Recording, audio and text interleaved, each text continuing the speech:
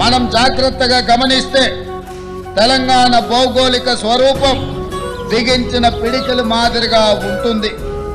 పిడికిలి పోరాటానికి సింబల్. అంతేకాదు 5 వేళ్లు బిగిస్తే పిడికిలి.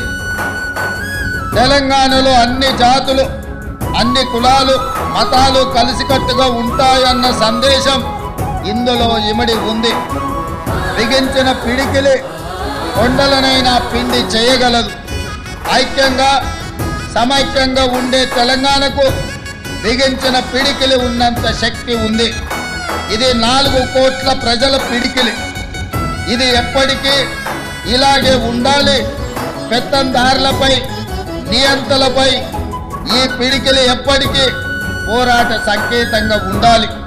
జై హింద్, జై తెలంగాణ.